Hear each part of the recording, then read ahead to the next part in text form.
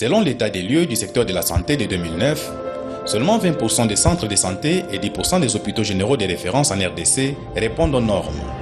Lors de son discours d'investiture en 2011, le chef de l'État avait déjà annoncé l'amélioration du secteur de la santé. L'accent sera ainsi mis sur l'amélioration de la couverture sanitaire de notre pays en multipliant les hôpitaux généraux de référence et les centres de santé locaux. Dans le cadre de la mise en œuvre de ces programmes, le gouvernement de la RDC s'est engagé à mettre à la disposition du ministère de la Santé publique un montant de 80 milliards de francs congolais, soit 85 millions de dollars américains chaque année, dans le cadre du programme d'équipement des structures sanitaires PES. Donc c'est une vision noble qui plonge la République démocratique du Congo dans les radars de l'émergence, mais dans le secteur de la santé. Le PES couvre 200 zones de santé sur les 516 que compte les pays et vise l'équipement, l'approvisionnement en médicaments essentiels et la réhabilitation, construction des 200 hôpitaux généraux de référence et des 1000 centres de santé.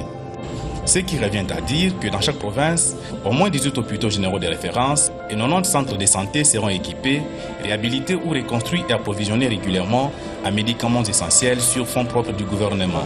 Nous allons nous déployer avec nos équipes à travers toutes les provinces. Parce que dans chaque province, au moment où je parle, il y a déjà au moins un centre de santé ou des hôpitaux qui sont en train d'être équipés. Hier, on disait qu'un enfant sur 6 en République démocratique du Congo ne peut pas fêter son 5e anniversaire. Aujourd'hui, nous pouvons dire un enfant sur 10. Et avec ce que le gouvernement est en train de faire, nous pensons que fin décembre 2015, les objectifs 4, 5 et 6 du millénaire, la RDC aura fait encore un grand pas vers l'atteinte de ces objectifs. Le PES a été lancé officiellement le 13 décembre 2013 au centre hospitalier d'État de Kisenso par son Excellence M. Matata Ponyo Mpone, Premier ministre chef du gouvernement. Depuis lors, quelques avancées ont été réalisées, notamment l'acquisition et la distribution des équipements via l'UNICEF pour 66 hôpitaux généraux de référence et 330 centres de santé.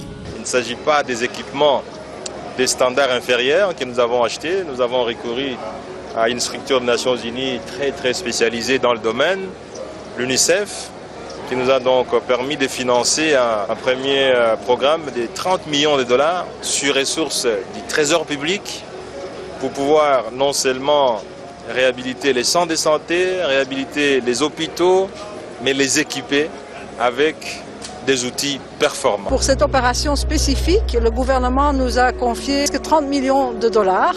Ça, c'est pour les 2 premières phases. Nous n'avons fait que commander et nous allons aider le gouvernement à l'installer et à former les équipes qui vont utiliser ce matériel. L'organisation des ateliers provinciaux de renforcement des capacités des 10 000 agents de santé pour améliorer la gestion et la prise en charge des malades. Les outils de gestion sont aussi livrés à chaque hôpital et centre de santé ciblé. Tout va être fonction de la capacité du ministre de la Santé à consommer les ressources publiques. Monsieur le ministre, nous comptons sur votre capacité à consommer les ressources publiques. Voilà. Il faut les consommer rationnellement.